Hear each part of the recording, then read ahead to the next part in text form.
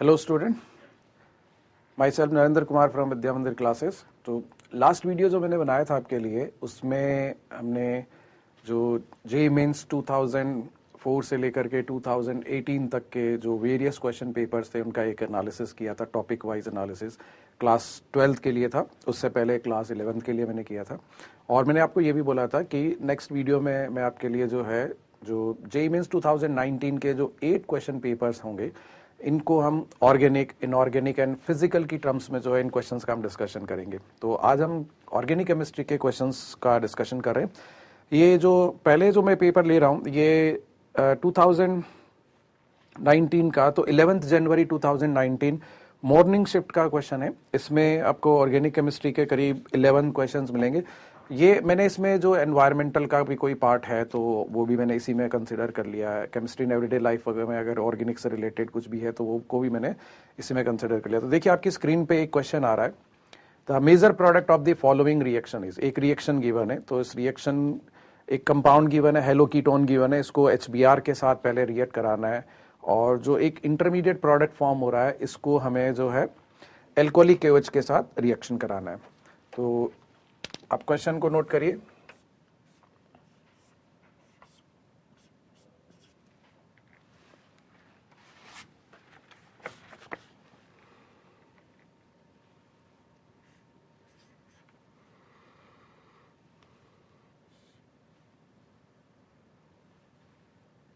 ये हमारे पास में क्वेश्चन है, इसको HBr के साथ रिएक्शन करानी है और जो प्रोडक्ट फॉर्म हो रहा है उस प्रोडक्ट को एल्कोहलिक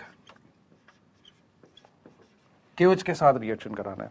तो देखिए सबसे पहले जो आपके पास में गिवन स्ट्रक्चर है उसको देखिए। इसके अंदर जो है एक ये डबल बॉन्ड है, इस डबल बॉन्ड पर इस HBr का हमें एडिशन कराना है। तो जनरली मतलब क्या करते हैं हम लोग कि डबल बॉन्ड के अक्रॉस किसी पोलर रिएजेंट का एडिशन करते हैं तो मार्कोनिकॉफ टाइप एडिशन हम कर लेते हैं। तो ये मार्कोनिकॉफ टाइप एडिशन अगर हम करेंगे तो उसमें यहाँ पे भी एक हाइड्रोजन है, यहाँ पे भी एक हाइड्रोजन है, तो हमें कोई हिंट नहीं मिल रहा है। तो हम ये फिर देखेंगे कि ये जो हमारे पास में वेरियस टाइप के जो सब्स्टिट्यूएंट्स हैं ये किस टाइप का इलेक्ट्रॉनिक इफेक्ट जो है वो शो कर रहे हैं। ये जो Cl है इसका -I इफेक्ट लग रहा है और ये जो कीटोनिक ग्रुप है इसका भी -I इफेक्ट लग रहा है। तो अब यहाँ से -I इफेक्ट की वजह से ये जो हमारा डबल बॉन्ड है इसके अंदर एक पोलराइजेशन इंड्यूस होगा। तो देखिए ये जो CO है थोड़ा सा इस डबल बॉन्ड से दूर है और Cl इसके थोड़ा क्लोज है, तो हम ये कहेंगे कि इसके -I इफेक्ट की वजह से ये इस तरफ मूव करेगा। तो इस तरफ मूव करेगा तो यहाँ पे नेगेटिव चार्ज बिल्डअप होगा और यहाँ पे पॉजिटिव चार्ज बिल्डअप होगा। जहाँ पे नेगेटिव चार्ज होगा वहाँ पे H+ अटैच कर जाएगा और जहाँ पे पॉजिटिव चार्ज होगा वहाँ पे Br- जो है अटैच कर जाएगा। तो ये जो हमें एक इंटरमीडिएट प्रोडक्ट ऑब्टेन्ड हो रहा है, इस इंटरमीडिएट प्रोडक्ट का स्ट्रक्चर अगर हम देखेंगे तो यहाँ पे हमने कहा H लगेगा और यहाँ पे हमने जो कहा है Br लग जाएगा और ये Cl आ गया और ये हमारे पास में डबल बॉन्ड आ गया। अब इसको हम एल्कोहलिक KOH के साथ रिएक्ट करा रहे हैं। तो इसको एल्कोहलिक KOH के साथ आप रिएक्ट कराएंगे तो एल्कोहलिक KOH जो है आप लोग जानते हो कि ये जो है बीटा एलिमिनेशन कराता है, E2 एलिमिनेशन और बीटा एलिमिनेशन।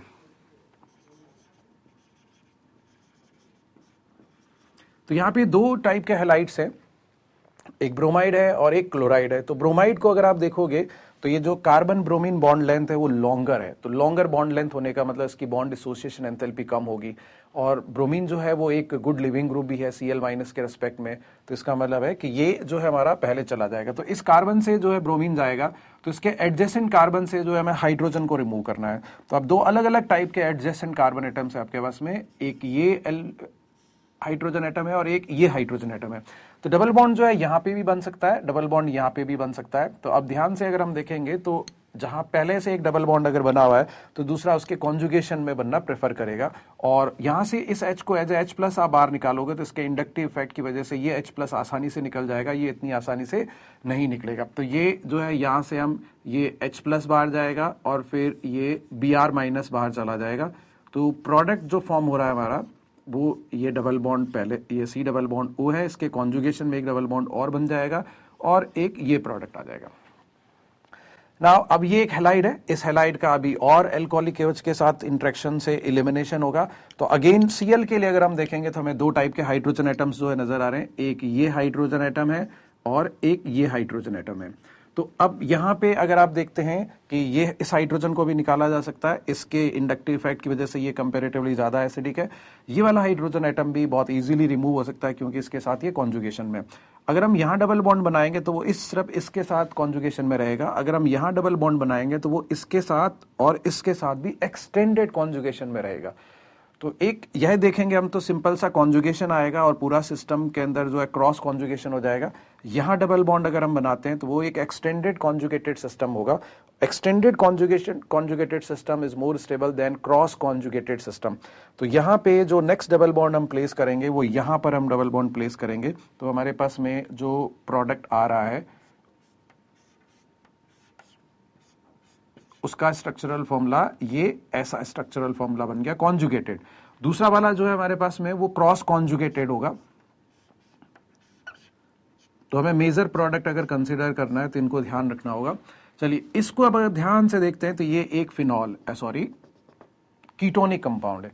कहीं पे भी अगर कोई कीटोनिक कंपाउंड अगर बनता है तो आप पहले आराम से चेक कर लीजिए क्या इसका कोई इनॉल पॉसिबल होगा या नहीं होगा। अगर इसका इनॉल पॉसिबल है तो आपको इनॉल बनाना है और फिर चेक करना है कि कीटो और इनॉल में से ज्यादा स्टेबल कौन सा होगा। जो ज्यादा स्टेबल होगा उसको हम फाइनल प्रोडक्ट कंसीडर करेंगे। तो यहाँ पे ये जो हमारे पास में कीटोनिक कंपाउंड है इसका ये अल्फा हाइड्रोजन एटम्स हैं। तो ये इजीली जो है इनॉलिक फॉर्म में कन्वर्ट कर जाएगा और इसकी इनॉलिक फॉर्म को अगर हम देखेंगे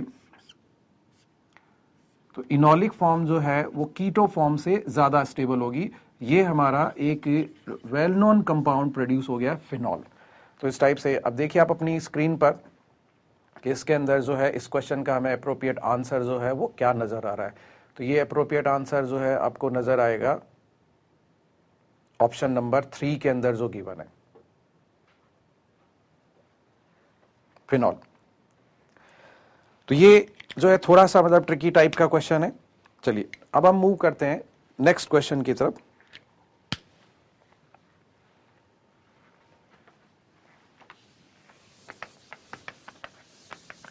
नेक्स्ट क्वेश्चन देखिए आपकी स्क्रीन पर नेक्स्ट क्वेश्चन नजर आ रहा है। इस क्वेश्चन के अंदर जो है कुछ मिक्सचर्स गिवन है। The correct match between items 1 and 2 is. Item 1 में मिक्सचर्स गिवन है और आइटम 2 के अंदर सेपरेशन मेथड्स गिवन है। तो आइटम 1 के अंदर जो ए मिक्सचर है वो वाटर और शुगर का मिक्सचर है। वाटर एंड शुगर मिसिबल है, एक सॉल्यूशन बन चुका है, ठीक है। सेकंड मिक्सचर जो है हमारे पास में वाटर और एनिलीन का है। थर्ड मिक्सचर जो है वाटर और टोलुइन का है।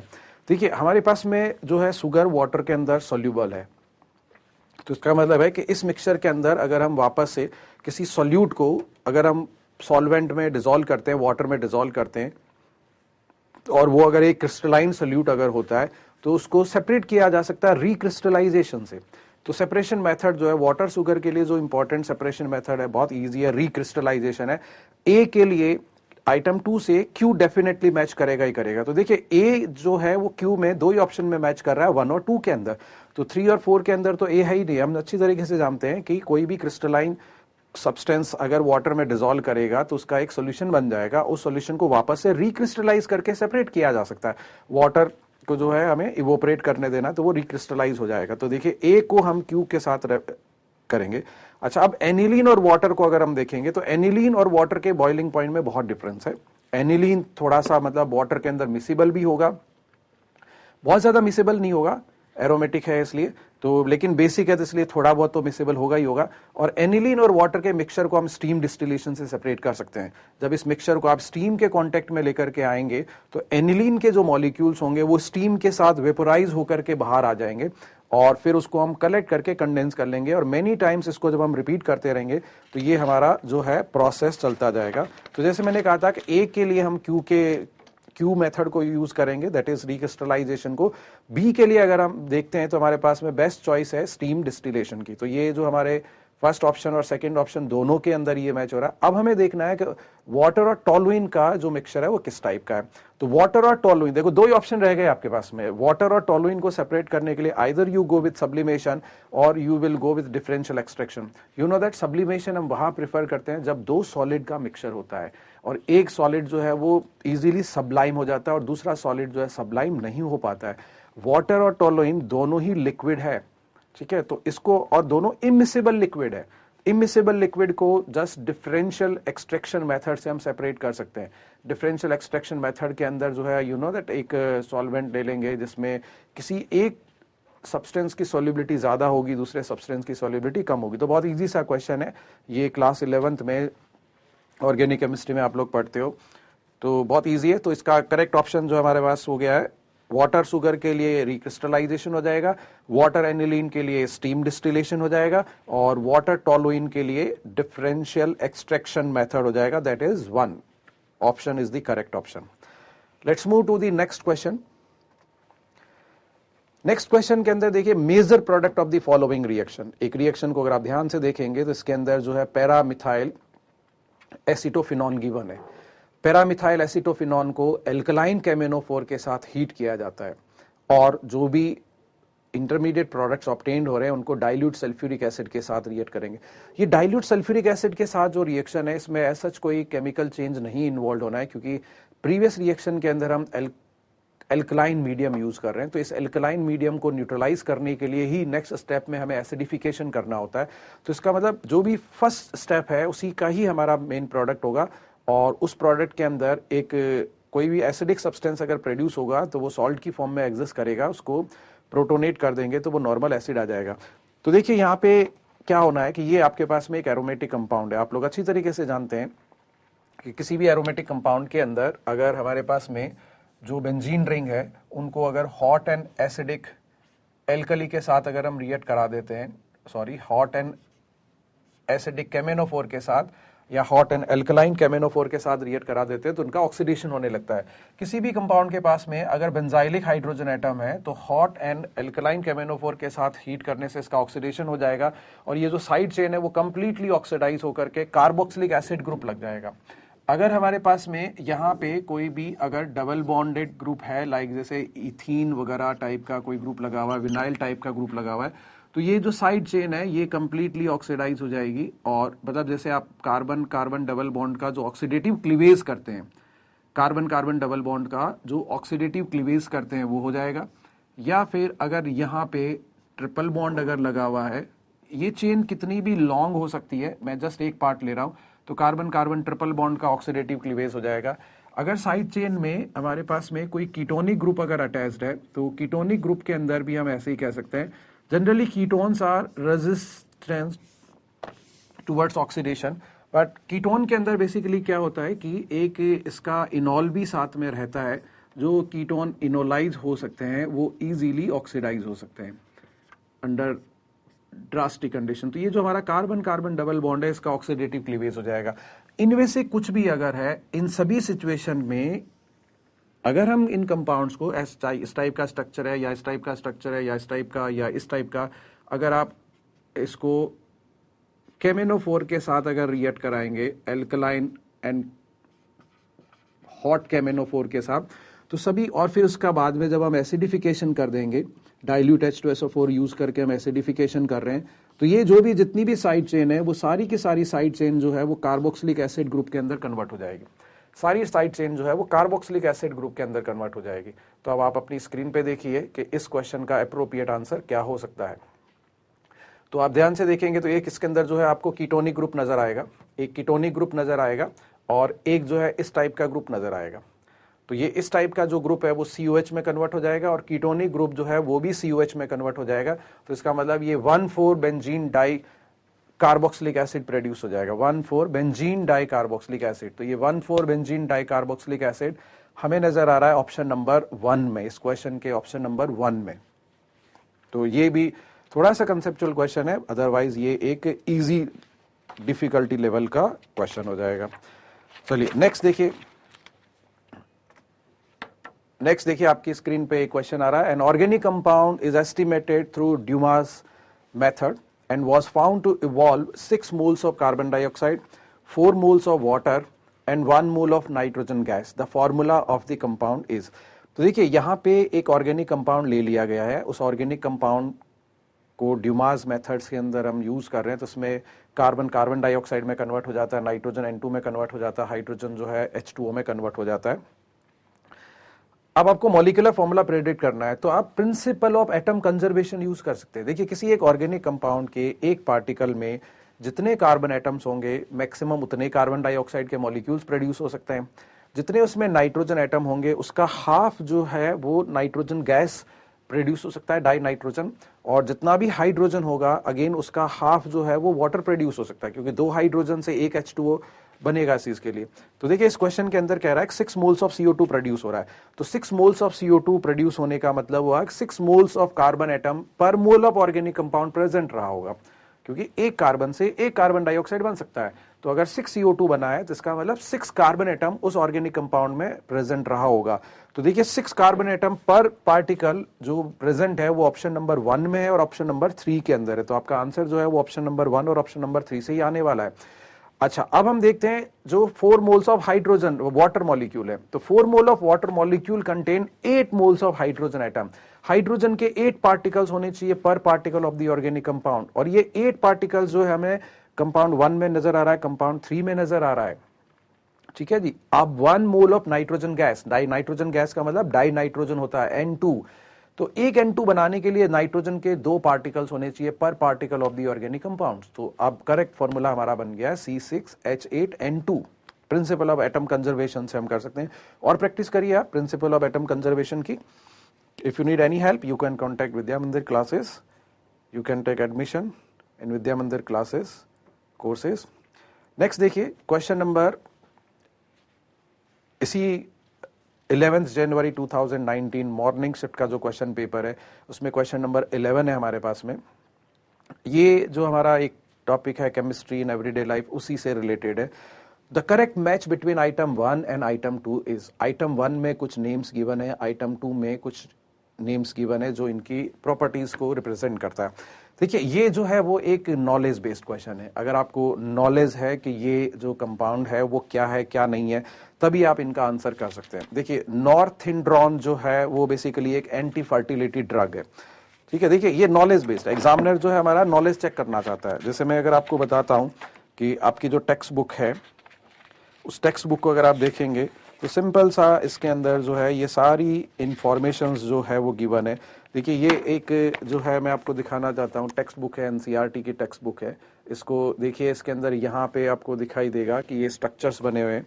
इन स्ट्रक्चर्स के अंदर ये एंटी फर्टिलिटी ड्रग गिवन है, यहाँ पे एंटी फर्टिलिटी ड्रग।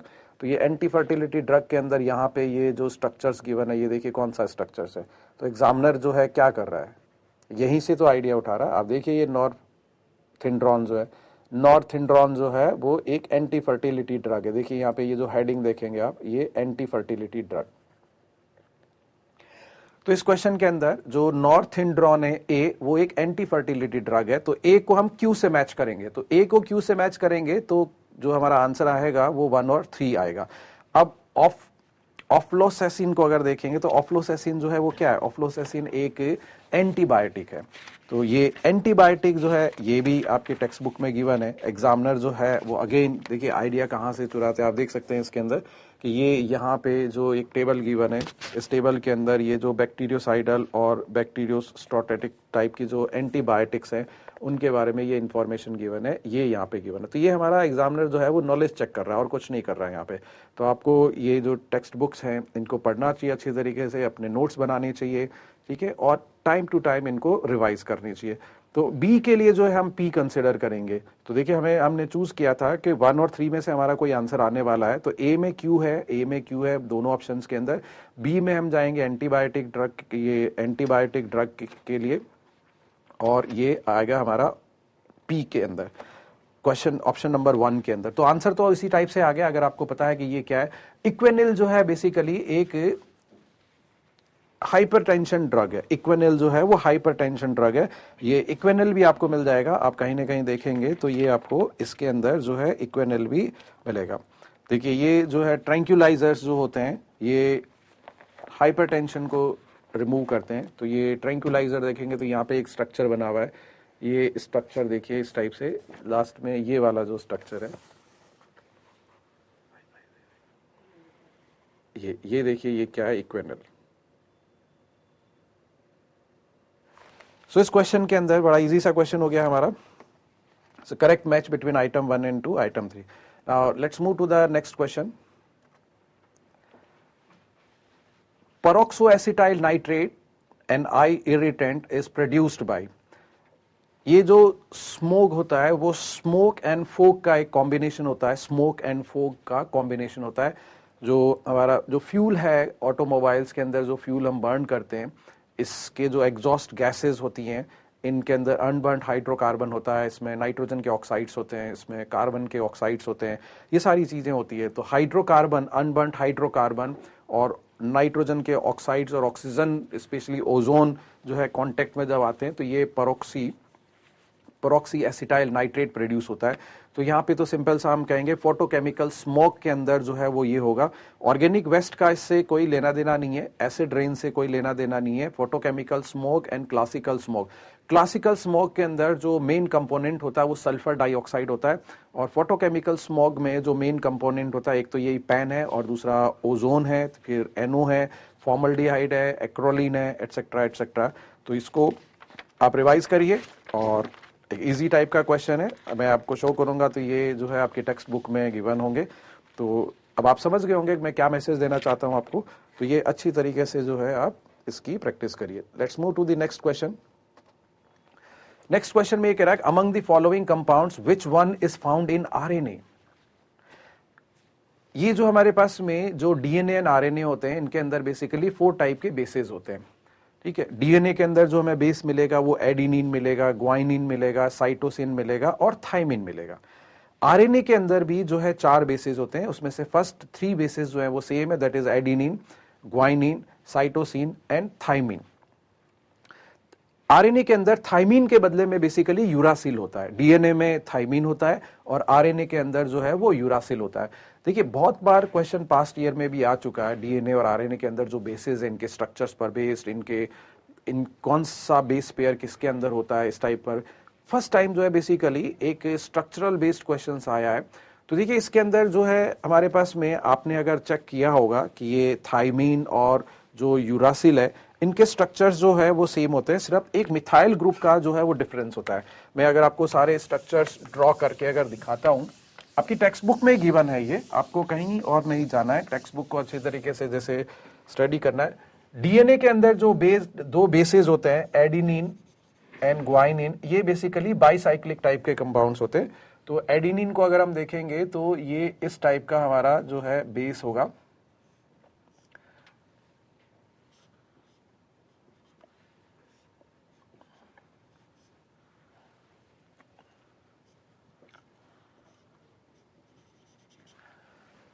एडिनिन के अंदर बेसिकली ये जो दोनों हमारी रिंग्स हैं, ये रिंग्स जो है वो एरोमेटिक टाइप की होती है। मैं आपको शो भी कर देता हूं कि ये कहां से जो है एग्जामिनर ने आइडिया पिकअप किया है, कहां से जो है स्ट्रक्चर्स बनाए होंगे। तो ये एडिनिन है, एडिनिन के अंदर ये रिंग जो है वो भी एरोमेटिक है, ये रिंग जो है वो भी एरोमेटिक है। दूसरा जो है वो ग्वाइनिन है, ग्वाइनिन का स्ट्रक्चर अगर आप ड्रॉ करोगे तो बिल्कुल सेम ही है, जहां पे आपने जो है ये NH2 ग्रुप लगाया, यहां पे आ जाएगा हमारा C डबल बॉन्ड O और यहां पे जो है NH2 लग जाएगा। एक बार जस्ट आप प्रैक्टिस करिए, बहुत इजीली आप स्ट्रक्चर ड्रॉ कर सकते हैं इनके, 2-3 बार आपको ड्रॉ करना होगा, इजीली हो जाएगा। तो यहां पे ये C डबल बॉन्ड O आएगा और यहां पे जो है वो NH2 आ जाएगा और ये एक डबल बॉन्ड यहां बना हुआ है और ये फिर जो है NH आ जाएगा। देखिए यहां पे एक इंपॉर्टेंट स्ट्रक्चरल फीचर्स जो है नोटिस करने वाला है, ये जो कंपाउंड है इसका जो है एक इनॉल टाइप भी बन सकता है और वो इनॉल जो है वो एरोमेटिक हो सकता है, लेकिन वो इनॉल जो है एरोमेटिक नहीं हो रहा है, वो इसी नॉन एरोमेटिक फॉर्म में ही रह रहा है, क्योंकि ये जो है हाइड्रोजन बॉन्डेड रहेंगे। इसके स्ट्रक्चर्स को आप देखोगे तो उसके अंदर हाइड्रोजन बॉन्डेड रहेंगे। तो ये वाली जो रिंग है वो नॉन एरोमेटिक टाइप की रहेगी, ये वाली रिंग जो है वो एरोमेटिक रहेगी। ये तो यहाँ पे लोन पेयर होगा। तो ये ग्वाइनिन हो गया और नेक्स्ट स्ट्रक्चर जो है वो साइटोसिन का है।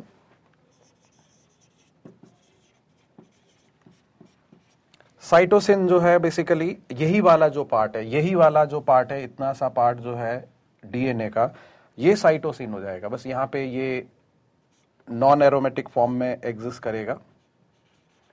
सो ये NH2 double bond N, NH double bond O, और ये यहां पे, तो ये नॉन एरोमेटिक फॉर्म में एग्जिस्ट कर रहा है। हो सकता है कोई नेक्स्ट क्वेश्चन आ जाए, which of the following base found in RNA and DNA is non aromatic type. और जो फोर्थ बेस है वो है थाइमिन। तो थाइमिन का जो स्ट्रक्चर है वो बिल्कुल इसी टाइप का स्ट्रक्चर हो गया। बस यहाँ पे जो है बेसिकली अब ये कह सकते हैं कि ये जो है हमारा यहाँ पे C डबल बॉन्ड O आ जाएगा, थाइमिन बन जाएगा, और एक ग्रुप जो है यहाँ पे और लग जाएगा, मिथाइल ग्रुप। ठीक है, एक बार जस्ट स्टार्ट करिए प्रैक्टिस करना। आप प्रैक्टिस करना स्टार्ट करेंगे तो अपने आप ही लर्न हो जाएगा। आप ये कह सकते हैं कि आज पूरे दिन ग्वाइनिन जो है मेरे साथ रहेगा, साइटोसिन मेरे साथ रहेगा, थाइमिन मेरे साथ रहेगा। तो ये स्ट्रक्चर इस टाइप से इजीली जो है आप लर्न कर सकते हो। तो डीएनए के अंदर जो है हमें ये सारे स्ट्रक्चर्स मिलेंगे, ये हमारा थाइमिन है। आरएनए के अंदर भी यही स्ट्रक्चर होंगे, ये सारे स्ट्रक्चर्स हो गए हमारे डीएनए के, और ये सारे स्ट्रक्चर्स हो गए हमारे आरएनए के। आरएनए के अंदर ये एडेनिन भी होगा, आरएनए के अंदर ग्वाइनिन भी होगा, आरएनए के अंदर साइटोसिन भी होगा, और जो फोर्थ स्ट्रक्चर है वो डिफरेंट हो जाएगा, और वो है जो है यूरासिल है। यूरासिल के अंदर ये मिथाइल ग्रुप जो है वो मिसिंग होता है, मतलब एक टाइप का जो मिथाइल यूरासिल है वो थाइमिन है।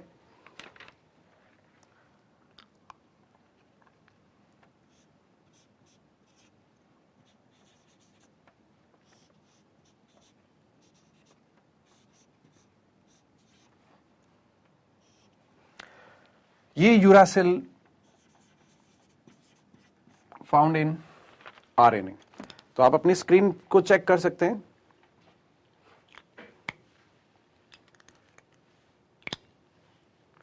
तो कौन सा ऑप्शन जो है वो करेक्ट है? देखिए ऑप्शन नंबर 3 जो है बेसिकली थाइमिन है। ऑप्शन नंबर 3 जो है वो थाइमिन है, और ऑप्शन नंबर 4 जो है वो यूरासिल है। ठीक है, और ये एग्जैक्टली ये सारे के सारे स्ट्रक्चर्स जो है आपकी टेक्स्ट बुक में भी बने हुए हैं। आप देख सकते हैं यहाँ पे जो है स्ट्रक्चर्स दिखाई दे रहे हैं आपको। इन स्ट्रक्चर्स को ध्यान से अगर आप फोकस करेंगे तो आपको दिखाई देंगे कि ये आपकी स्क्रीन पे बने हुए हैं सारे स्ट्रक्चर्स। तो यहीं से आपको जो है आइडेंटिफाई करना है, लर्न करना है, इनको प्रैक्टिस करना है। Let's move to the next question. तो इस क्वेश्चन का आंसर हमारा जो है ये आ गया है fourth. Major product of the following reaction is, एक रिएक्शन गिवन है, इस रिएक्शन का मेजर प्रोडक्ट क्या है हमें ये आइडेंटिफाई करना है। तो मेजर प्रोडक्ट देखिए आप ढूंढिए क्या हो सकता है यहाँ पे।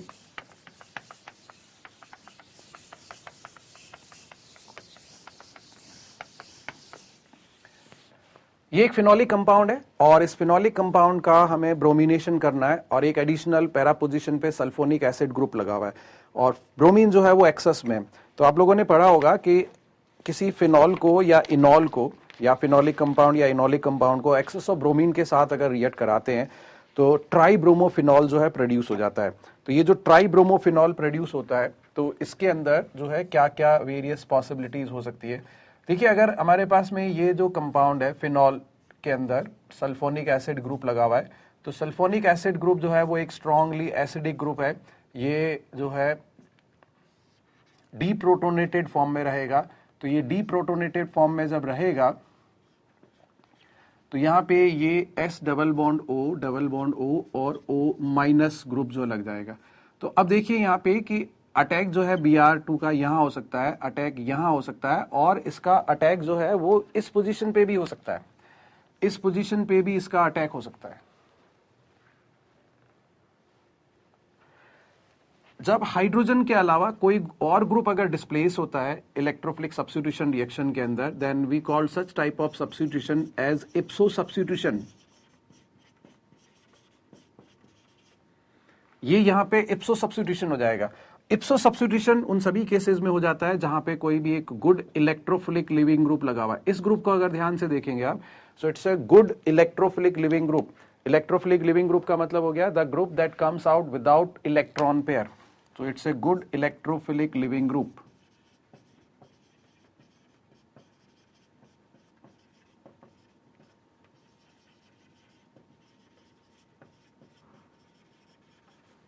गुड इलेक्ट्रोफिलिक लिविंग ग्रुप है। तो यहां पे जब इसका हम एक्सेस ब्रोमीन के साथ रिएक्शन कराएंगे तो ये सब ग्रुप जो है बाहर चले जाएंगे। और दूसरा ध्यान से देखिए, ये जो OH है वो भी यहां पे अटैक करने के लिए जो है फोर्स कर रहा है, because this OH is ortho and para directing.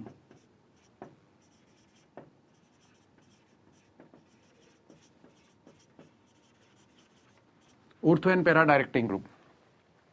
तो ये कहता है भाई मेरी ऑर्थो और पैरा पोजीशंस पे अटैक होना चाहिए। तो यहां पे ये इसकी मेटा पोजीशन है, इसलिए यहां पे नहीं जाएगा।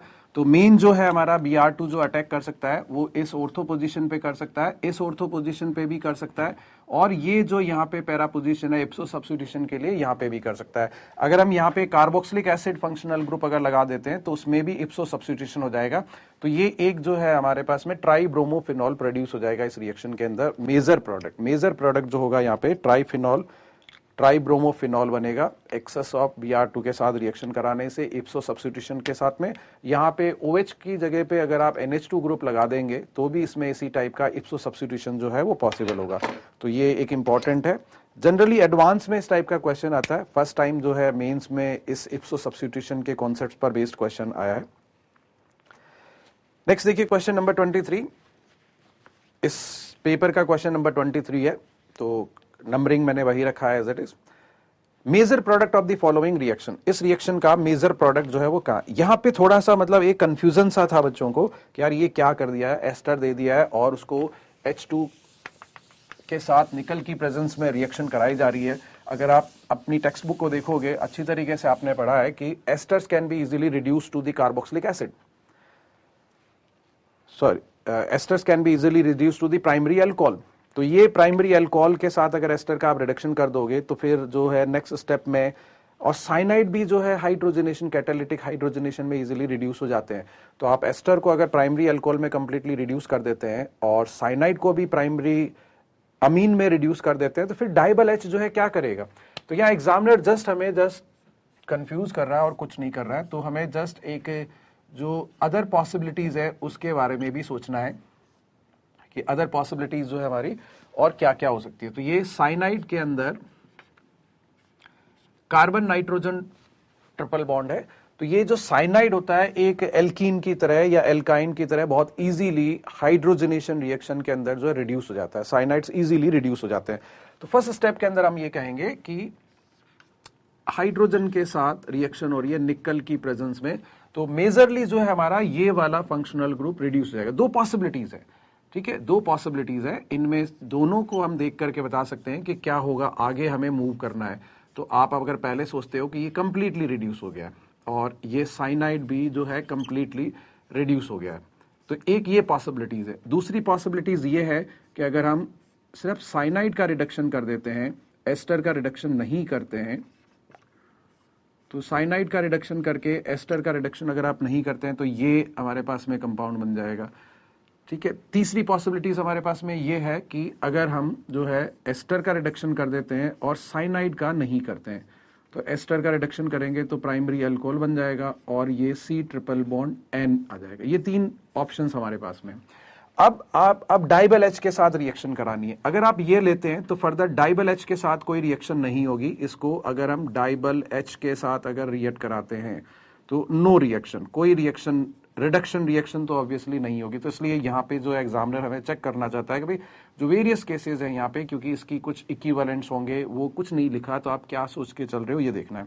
इसको अगर हम देखेंगे तो डाइबल H के साथ इसकी रिएक्शन हो सकती है और डाइबल H के अलावा एक और रिएक्शन हो सकती है, क्योंकि ये जैसे ही अमीन बनेगा ये अमीन इसको यहाँ रिएक्ट करके एस्टर को बाहर निकाल देगा। तो यहाँ पे बिफोर ट्रीटिंग विद डाइबल H एक और रिएक्शन हो जाएगी और वो रिएक्शन का प्रोडक्ट जो है हमारा एक टाइप का अमाइड बन जाएगा। 1 2 3 4 5 6 मेंबर रिंग का फॉर्मेशन हो जाएगा, ये ऐसे इस टाइप से। अब जो डाइबल H है वो इस अमाइड का रिडक्शन जो है वो नहीं कर पाएगा, ठीक है। इसमें अगर हम देखेंगे यहाँ पे तो इसकी इसके साथ कोई रिएक्शन हो ही नहीं सकती है, इसकी इसके साथ कोई रिएक्शन हो ही नहीं सकती है। लेकिन अगर हम इसको अगर ले लेते हैं यहाँ पे कि ये हमारे पास में एक प्रोडक्ट है, इस प्रोडक्ट के अलावा अगर हम देखते हैं यहाँ पे कि अगर ये डाइबल H के साथ अगर रिएक्ट कर रहा है, इस क्वेश्चन में थोड़ा सा जो प्रॉब्लम है कि एग्जामिनर ने क्या सोच करके फ्रेम किया वो मिसिंग है। तो डाइबल H अब इस एस्टर को रिड्यूस करेगा, ठीक है, ये वाला ऑप्शन हम कंसिडर नहीं कर रहे हैं। एक पॉसिबिलिटी थी जो मैंने आपको बताई है।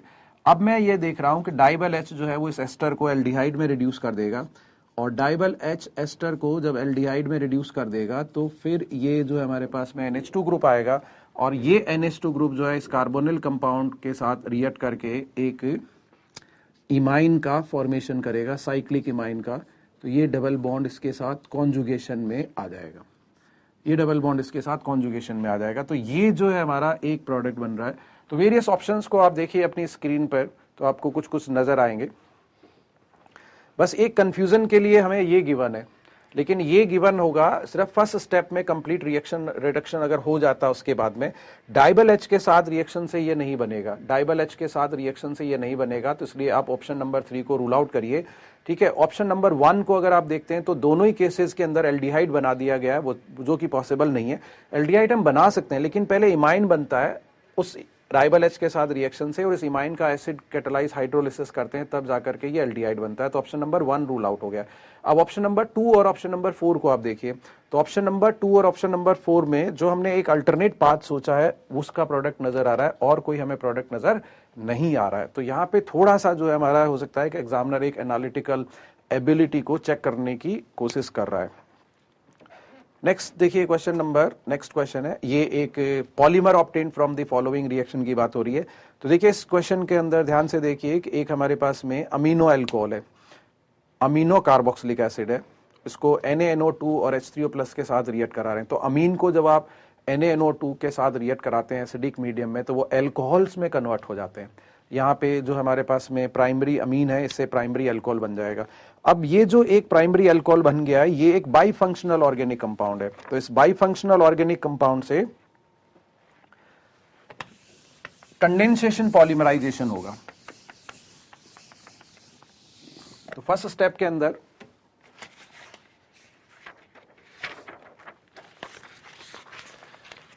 कंडेंसेशन पॉलीमराइजेशन से इस स्टेप में NaNO2 और H3O+ के साथ रिएक्ट कराने से ये carboxylic acid group as it is रहेगा, और ये यहां पे OH आ जाएगा। अब इसका जब हम पॉलीमराइजेशन करेंगे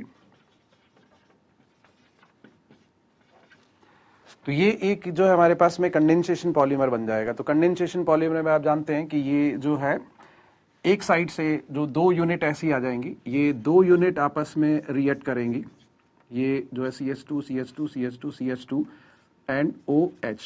तो एक यूनिट हम और ले लेते हैं ऐसे दिखाने के लिए, समझाने के लिए कि भाई कंडेंसेशन पॉलीमराइजेशन में क्या होता है। 2 मॉलिक्यूल कंडेंस होते हैं और एक स्मॉलर मॉलिक्यूल का जो है वो लॉस हो जाता है, तो ये यहां से बाहर निकलेगा। सिमिलरली इधर से ये OH जो है बाहर जाएगा, इधर से जो है ये H बाहर जाएगा, और ऐसे से चलता जाएगा। तो जो रिपीटिंग यूनिट आएगी उस रिपीटिंग यूनिट में यहाँ पे C डबल बॉन्ड O दिखेगा, और CH2 CH2 CH2 whole thrice कर देते हैं, और ये यहाँ पे O आएगा। तो ये जो है पॉलीमर प्रोड्यूस होगा, उसका फॉर्मूला हो जाएगा। ठीक है, यहाँ पे 1 2 3 4 है, तो मैंने एक मिस आउट कर दिया, तो ये 1 2 3 4 हो जाएगा, और 1 2 3 एक मेरा छूट गया है। तो 4 जो है हमें CH2 यूनिट देखनी, क्योंकि ऑप्शन में आप देखेंगे तो 4 ही रखी हुई है। तो ये जो है हमारा पॉलीमर बन गया, और इस पॉलीमर का स्ट्रक्चरल फॉर्मूला आपको नजर आ रहा है ऑप्शन नंबर 3 के अंदर, ऑप्शन नंबर 3 में नजर आ रहा है। क्योंकि इसको आप ऐसे भी देख सकते थे कि ये जो है एक पॉलीएस्टर टाइप ही होगा, लेकिन उस पॉलीएस्टर के अंदर जो रिपीटिंग यूनिट इस टाइप की होगी। नेक्स्ट देखिए, बहुत इजी सा क्वेश्चन है, which compound out of the following is are not aromatic. तो आपको ये मतलब अपनी प्रिपरेशन करते समय, अपने नोट्स बनाते समय ये ध्यान रखना है कि 3 मेंबर्ड रिंग वाला कंपाउंड एरोमेटिक होने के लिए क्या होता है, तो एक डबल बॉन्ड और प्लस होना चाहिए। 4 मेंबर रिंग के अंदर एक डबल बॉन्ड और 2 प्लस, या एक डबल बॉन्ड और 2 माइनस होने चाहिए। 5 मेंबर रिंग के अंदर 2 डबल बॉन्ड और 1 माइनस होना चाहिए कॉन्जुगेशन में।